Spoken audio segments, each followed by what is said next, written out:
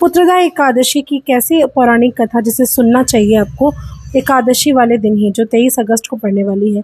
महाराज युधिष्ठिर ने पूछा, हे भगवान, आपने सफला एकादशी का महात्म्य बताकर बड़ी कृपा की, पर आप मुझे कृपा करके पौष शुक्ल एकादशी का क्या नाम है, उसकी विधि क्या है और उसमें कौन से देवता की पूजन किया जाता है, ये मुझे बतलाइए। भक्तवत्सल भगवान श्री कृष्ण बोले, हे राजन, इस एकादशी का नाम पुत्रदा एकादशी है। इसमें भी नारायण भगवान की ही पूजा की जाती है। इस चर और अचर संसार में पुत्रदा एकादशी के व्रत के समान दूसरा कोई भी व्रत नहीं। इसके पुण्य से मनुष्य तपस्वी, विद्वान और लक्ष्मीवान होता है। इससे मैं एक कथा कहता हूँ, तुम इसे ध्यान पूर्वक सुनो। भद्रावती नामक नगरी में सुकेतु नाम का एक राजा राज्य करता था। उसके कोई पुत्र नहीं थे। उसकी स्त्री का नाम सवैया था। वह निपुत्री होने के कारण सदैव चिंतित रहा करती थी। राजा के पितर भी रो रो कर पिंड लिया करते थे और सोचा करते थे कि इसके बाद हमको कौन पिंड दान करेगा। राजा को भाई, बांधव, धन, हाथी, घोड़े, राजा और मंत्री, इन सब में से किसी से भी संतोष नहीं होता था। वह सदैव यही विचार करते थे कि मेरे मरने के बाद मुझको कौन पिंडदान करेगा। बिना पुत्र के पितरों और देवताओं का ऋण मैं कैसे चुका सकूंगा। जिस घर में पुत्र न हो उस घर में सदैव अंधेरा ही रहता है।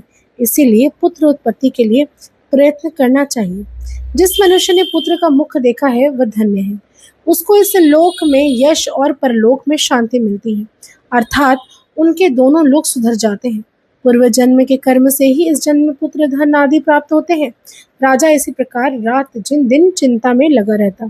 एक समय तो राजा ने अपने शरीर को त्याग देने का निश्चय किया, परंतु आत्मघात को महान पाप समझकर उसने ऐसा नहीं किया। एक दिन राजा ऐसे ही विचार करता हुआ अपने घोड़े पर चढ़कर वन को चला गया और पंछियों और वृक्षों को देखने लगा। उसने देखा कि वन में मृग, व्याघ्र, सुअर, सिंह, बंदर, सर्प आदि सब भ्रमण कर रहे हैं। हाथी अपने बच्चों और हथनियों के बीच घूम रहा है। इस वन में कहीं तो गीदड़ अपने कर्कश स्वर में बोल रहे हैं, कहीं उल्लू ध्वनि कर रहे हैं। वन के दृश्य को देखकर राजा सोच विचार में लग गया।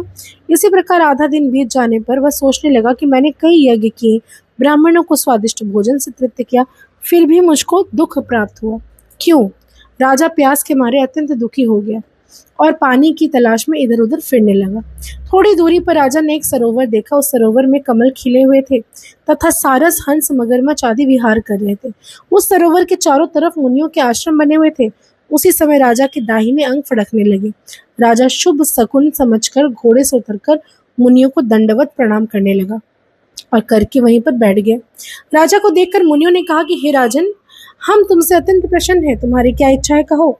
राजा ने पूछा, महाराज आप कौन हैं और किसके लिए यहाँ आए हैं, कृपा करके मुझे बतलाइए। मुनि कहने लगे कि हे राजन, आज संतान देने वाली पुत्रदा एकादशी है। हम लोग विश्वदेव और इस सरोवर में स्नान करने के लिए आए हैं। यह सुनकर राजा कहने लगे कि महाराज, मेरी भी कोई संतान नहीं है।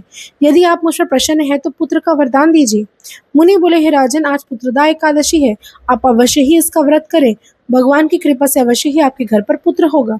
मुनि के वचनों को सुनकर राजा ने उसी दिन एकादशी का व्रत किया और द्वादशी को उसका पारण किया। इसके पश्चात मुनियों को प्रणाम करके महल में वापस आ गया। कुछ समय बीतने के बाद रानी ने गर्भ धारण किया और 9 महीने के पश्चात उन्होंने पुत्र को जन्म दिया। वह राजकुमार अत्यंत शूरवीर, यशस्वी और प्रजापालक हुआ।